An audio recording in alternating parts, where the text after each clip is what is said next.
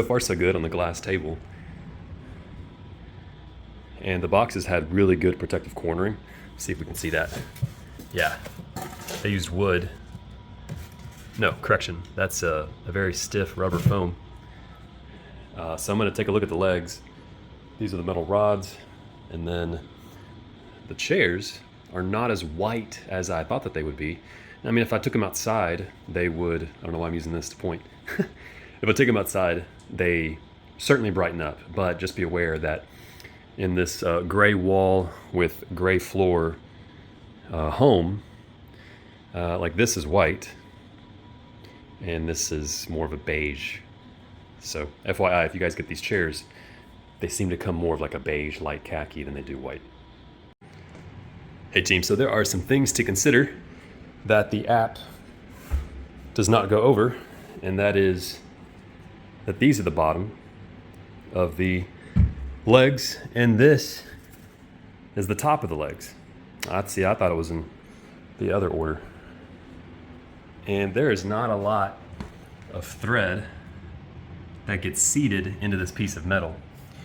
Furthermore, this piece of metal is glued onto the glass, so when you guys are gonna prop this up, which I'll do here in a minute, you guys wanna be very, very careful, because although it appears sturdy once you have the legs on, it's really not. You've got these two metal rods that are quite thin, and then because there's not a lot of thread at the metal base, further implicated by the fact that the metal base is glued onto the glass, you want a helper to help you guys flip this thing over. So unfortunately, if you're working by yourself, I would highly recommend waiting until you've got a second person that's going to help you flip it. And getting the nuts on here is impossible with the size fingers that I have. So I have to use some needle nose pliers just to start the thread, and then, yeah, there we go. Once I start it, then I can come in with the tool and finish it out. And I don't want to tighten this all the way. I'm just gonna make it finger tight for now until I get the other side on and get that side finger tight, and then I can start torquing down with the tool that they provide. The reason I have to use the needle nose pliers is because I, on the first one, had gotten the thread started incorrectly, and then when I went to unthread it, the whole piece of metal came up with it, so I had to take the whole leg off, and then I had to put the piece of metal back on there. This guy, I ended up having to put that guy back on there, then I had to put the leg back on, so it was just I wasted some time.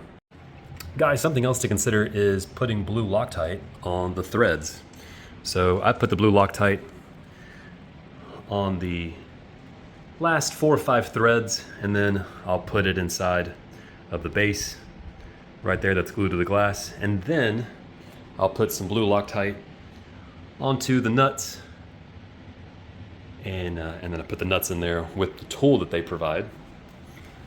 I could, of course, use my own tool. I've got a ratchet, but I'm afraid that that would allow me to put too much torque on there, and I don't want to strip the thread. So I am using their tool that they provide, just using my fingers to torque that on.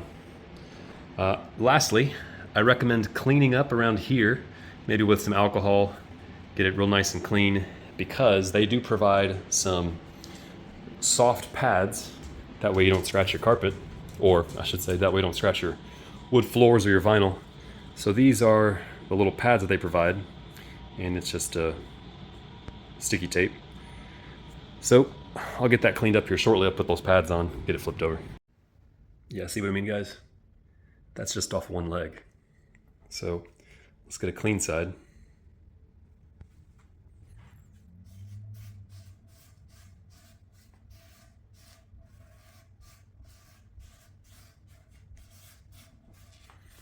You know, tell me that you have OCD without telling me that you have OCD.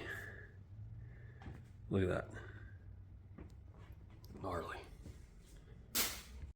And this is what I recommend picking up. I actually carry these in my vehicle and also in my backpack for when I'm traveling or go to work.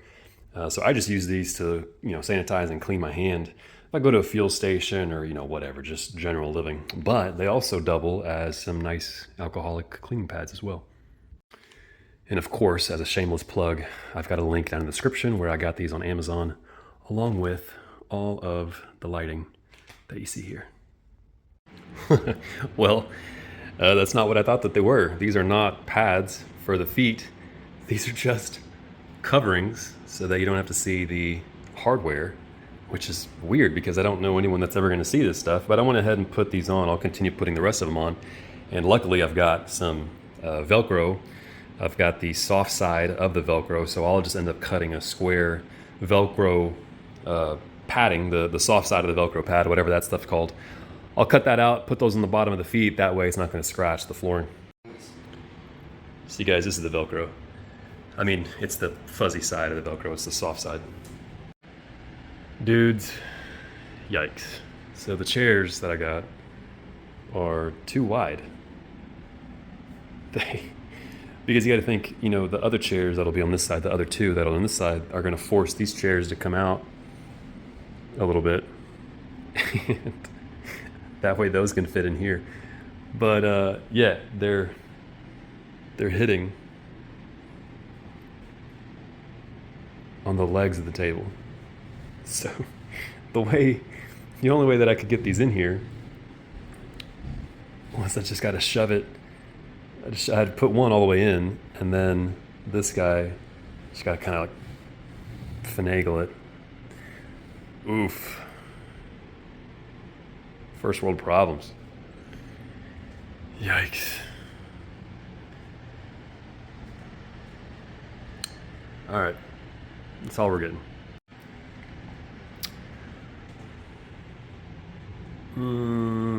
Not feeling it. Not feeling it. The legs don't match. These should be a lighter, like more of a bamboo type of color.